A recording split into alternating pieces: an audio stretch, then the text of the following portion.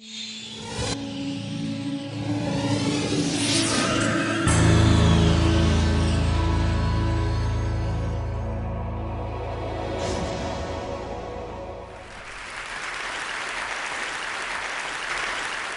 would be willing to bet that I'm the dumbest guy in the room because I couldn't get through school. I struggled with school. But what I knew at a very early age was that I loved money and I loved business and I loved this entrepreneurial thing. And I was raised to be an entrepreneur. And what I've been really passionate about ever since, and I've never spoken about this ever until now. So this is the first time anyone's ever heard it, except my wife 3 days ago, because she said, "What are you talking about?" And I told her, is that I think we miss an opportunity to find these kids who have the entrepreneurial traits and to groom them or show them that being an entrepreneur is actually a cool thing. It's not something that is a bad thing and is vilified, which is what happens in a lot of society. Kids, when we grow up, have dreams and we have passions and we have visions, and somehow we get those things crushed and we get told that we need to study harder or be more focused or get a tutor. And my parents got me a tutor in French, and I still suck in French. 2 years ago, I was the highest rated lecturer at MIT's Entrepreneurial Master's Program, and it was a speaking event in front of groups of entrepreneurs from around the world. When I was in grade 2, I won a citywide speaking competition, but nobody had ever said, "Hey, this kid's a good speaker. He can't focus, but he loves walking around and getting people energized." No one had said, "Get him a coach in speaking." They said, "Get me a tutor in what I suck at." So as kids show these traits, and we need to start looking for them, I think we should be raising kids to be entrepreneurs instead of lawyers. And unfortunately, the school system is grooming this world to say, "Hey, let's be a lawyer, or let's be a doctor." And we're missing that opportunity because no one ever says, "Hey, be an entrepreneur." Entrepreneurs are people, because we have a lot of them in this room, who have these ideas and these passions or see these needs in the world, and we decide to stand up and do it. And we put everything on the line to make that stuff happen. And we have the ability to get those groups of people around us and want to kind of build that dream with us. And I think if we could get kids to embrace the idea at a young age of being entrepreneurial, we could change everything in the world that is a problem today. Every problem that's out there, somebody has the idea for, and as a young kid, nobody can say it can't happen because you're too dumb to realize that you couldn't figure it out. I think we have an obligation as parents and a society to start teaching our kids to fish instead of giving them the fish. The old parable, if you give a man a fish, you feed him for a day. If you teach a man to fish, you feed him for a lifetime. If we can teach our kids to become entrepreneurial, the ones that show those traits to be, like we teach the ones who have science gifts to go on in science, what about if we saw the ones who had entrepreneurial traits and taught them to be entrepreneurs? We could actually have all these kids sprouting businesses instead of waiting for government handouts. What we do is we sit and we teach our kids all the things they shouldn't do. Don't hit, don't bite, don't swear. Right now, we teach our kids to go after really good jobs. You know, and the school system teaches them to go after things like being a doctor and being a lawyer and being an accountant and a dentist and a teacher and a pilot. And the media says that it's really cool if we could go out and be a model or a singer or a sports hero like Luongo Crosby. Our MBA programs do not teach kids to be entrepreneurs. The reason that I avoided an MBA program, other than the fact that I couldn't get into any because I had a 61% average out of high school and then 61% average at the only school in Canada that accepted me, Carleton.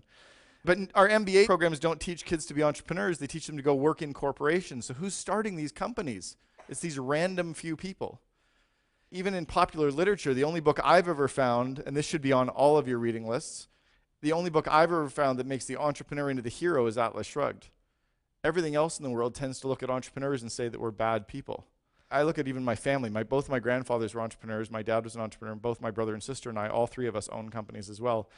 And we all decided to start these things because it's really the only place we fit. We didn't fit in the normal work. We couldn't work for somebody else because we're too stubborn and we have all these other traits.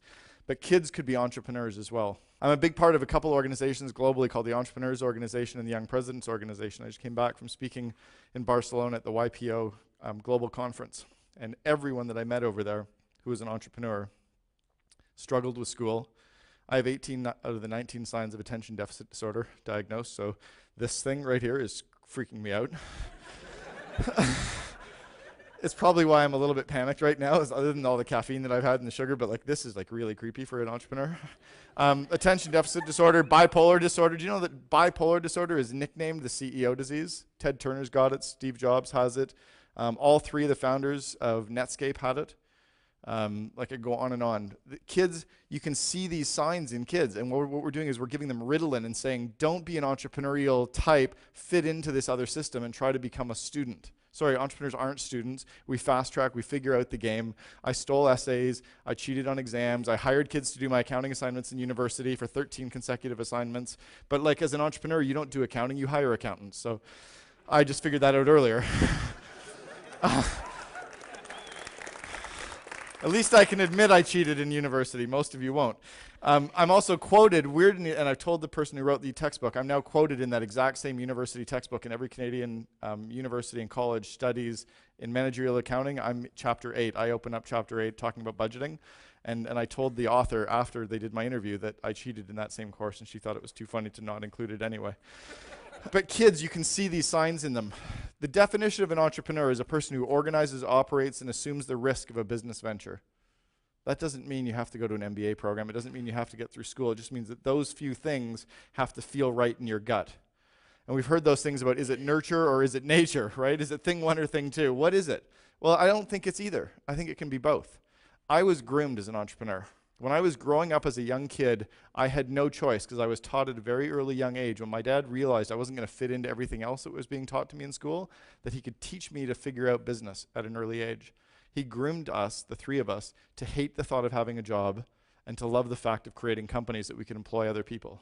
My first little business venture, I was 7 years old. I was in Winnipeg, and I was lying in my bedroom with one of those long extension cords, and I was calling all of the dry cleaners in Winnipeg to find out how much would the dry cleaners pay me for coat hangers. And my mom came into the room, and she said, where are you going to get the coat hangers to sell to the dry cleaners? And I said, let's go and look in the basement. And we went down to the basement, and I opened up this cupboard, and there was about 1,000 coat hangers that I'd collected, because when I told her I was going out to play with the kids, I was going door to door in the neighborhood to collect coat hangers to put in the basement to sell, because I saw her a few weeks before that, you could get paid. They used to pay you 2 cents per coat hanger.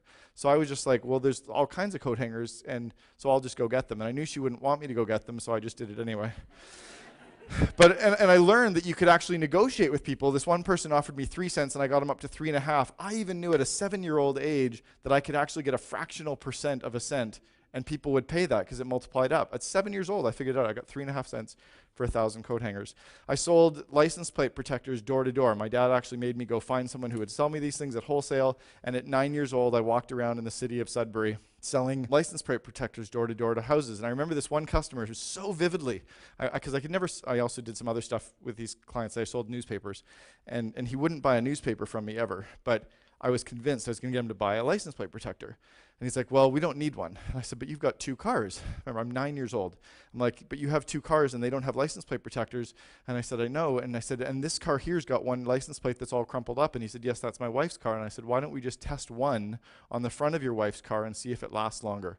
So I knew there were 2 cars with 2 license plates on each. If I couldn't sell all 4, I could at least get one. I learned that at a young age. I did comic book arbitrage. When I was about 10 years old, I sold comic books at our cottage on Georgian Bay. And I would go biking up to the end of the beach and buy all the comics from the poor kids. And then I would go back to the other end of the beach and sell them to the rich kids. But it was obvious to me, right? Buy low, sell high. You've got this demand over here that has money. Don't try to sell to the poor kids. They don't have cash. The rich people do. Go get some. So that's obvious, right? It's like a recession. So there's a recession. There's still $13 trillion circulating in the U.S. economy. Go get some of that. And I learned that at a young age. I also learned don't reveal your source, because I got beat up after about 4 weeks of doing this because one of the rich kids found out where I was buying my comics from, and he didn't like the fact he was paying a lot more. I was forced to get a paper route at 10 years old. I didn't really want a paper route, but at 10, my dad said, that's going to be your next business. So not only would he get me 1, but I had to get 2, and then he wanted me to hire someone to deliver half the papers, which I did, and then I realized that collecting tips was where you made all the money, so I would collect the tips and get payment. So I would go and collect for all the papers. He could just deliver them, because then I realized I could make the money. By this point, I was definitely not going to be an employee. My dad owned an automotive and industrial repair shop, and he had all these old automotive parts lying around, and they had this old brass and copper. And so I asked him what he did with it, and he said he just throws it out. And I said, but wouldn't somebody pay you for that? And he goes, maybe. Remember, at 10 years old, so 34 years ago, I saw opportunity in this stuff.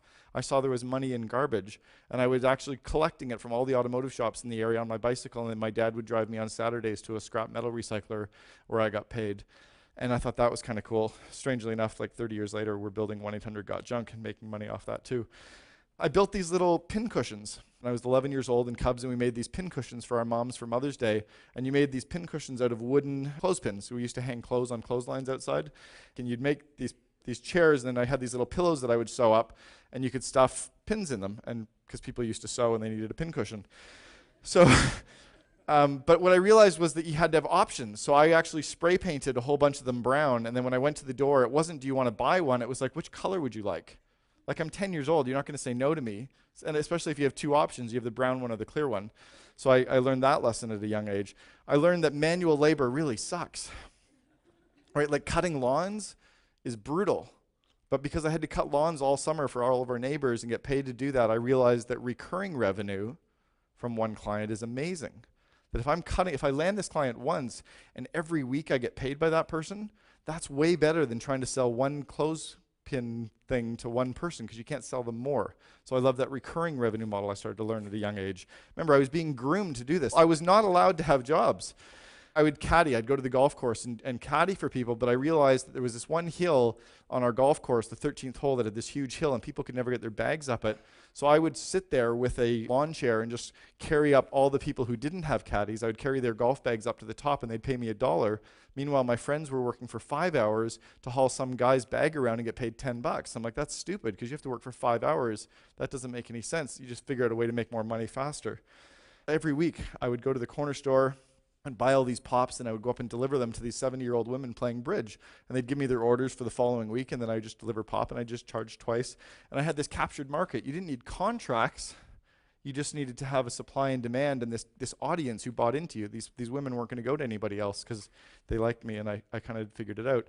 I went and got golf balls from golf courses, but everybody else was like looking in the bush and looking in the ditches for golf balls. I'm like, screw that. They're all in the pond, and nobody's going into the pond.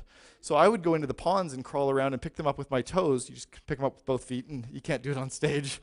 And you get the golf balls, and then you just throw them in your bathing suit trunks, and when you're done, you got a couple hundred of them. But the problem is that people didn't all want all the golf balls, so I just packaged them. I'm like 12, right? I packaged them up 3 ways. I had the Pinnacles and DDHs and the really cool ones back then. Those sold for $2 each, and then I had all the good ones that didn't look crappy. They were 50 cents each, and then I'd sell 50 at a time of all the crappy ones, and they could use those for practice balls. And I sold sunglasses when I was in school to all the kids in high school. This is what really kind of gets everybody hating you, is because you're trying to extract money from all your friends all the time. But it paid the bills. So I sold lots and lots of sunglasses. And then when the school shut me down, the school actually called me into the office and told me I couldn't do it. So I went to the gas stations, and I sold lots of them to the gas stations and had the gas stations sell them to their customers. And that was cool, because then I had retail outlets. And I think I was 14. And then I paid my entire way through first year university at Carleton by selling wineskins door to door. You know that you can hold a 40-ounce bottle of rum and 2 bottles of Coke in a wineskin? So what, right? Yeah, but you know what? You stuff that down your shorts. When you go into a football game, you can get booze in for free. Everybody bought them. Supply, demand, big opportunity. I also branded it, so I sold them for 5 times the normal cost. I had our university logo on it. You know, we teach our kids and we buy them games, but why don't we get them games if they're entrepreneurial kids that kind of nurture the traits that you need to be entrepreneurs? Why don't you teach them not to waste money? I remember being told to walk out into the middle of a street in Banff, Alberta, because I'd thrown a penny out in the street. My dad said, go pick it up. He said, I work too damn hard for my money. I'm not going to see you ever waste a penny. And I remember that lesson to this day. Allowances teach kids the wrong habits. Allowances by nature are teaching kids to think about a job. An entrepreneur doesn't expect a regular paycheck. Allowance is breeding kids at a young age to expect a regular paycheck. That's wrong for me if you want to raise entrepreneurs. What I do with my kids now, I've got 2, 9 and 7, is I teach them to walk around the house and the yard looking for stuff that needs to get done, come to me and tell me what it is, or I'll come to them and say, here's what I need done. And then you know what we do? We negotiate. They go around looking for what it is, but then we negotiate on what they're going to get paid. And then they don't have a regular check, but they have more opportunities to find more stuff, and they learn the skill of negotiating, and they learn the skill of finding opportunities as well. You breed that kind of stuff. Each of my kids has 2 piggy banks. 50% of all the money that they earn or get gifted, 50% goes in their house account, 50% goes in their toy account. Anything in their toy account they can spend on whatever they want. The 50% that goes in their house account every 6 months goes to the bank. They walk up with me. Every year, all the money in the bank goes to their broker. Both my 9 and 7-year-olds have a stockbroker already. But I'm teaching them to force that savings habit. It drives me crazy that 30-year-olds are saying, maybe I'll start contributing to my RRSP now. Shit, you've missed 25 years. Like, you can teach those habits to young kids when they don't even feel the pain yet.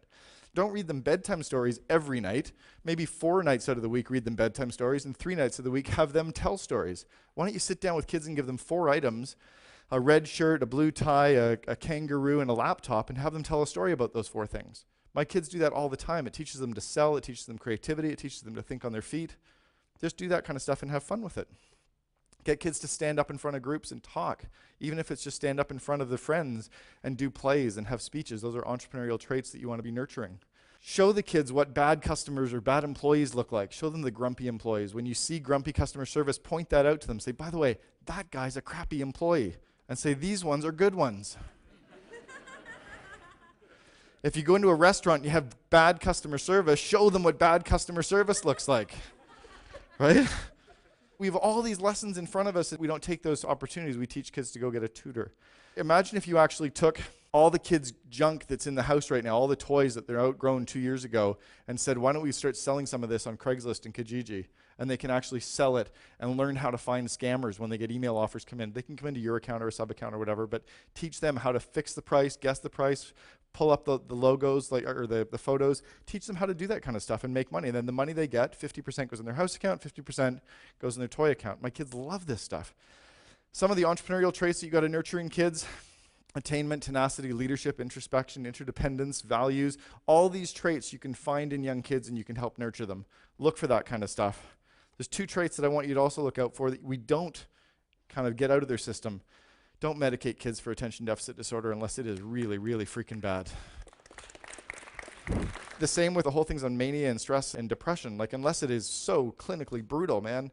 Bipolar disorder is nicknamed the CEO disease. When Steve Jurvitz and Jim Clark and Jim Barksdale have all got it, and they built Netscape, imagine if they were given Ritalin, we wouldn't have that stuff, right? Al Gore would have really had to have invented the internet. These skills are the skills that we should be teaching in the classroom as well as everything else. I'm not saying don't get kids to want to be lawyers, but how about getting entrepreneurship to be ranked right up there with the rest of them as well? Because there's huge opportunities in that. I want to close with a quick little video. It's a video that was done by one of the companies that I mentor, these guys, Grasshopper. It's about kids. It's about entrepreneurship. Hopefully this inspires you to take what you've heard from me and do something with it to change the world.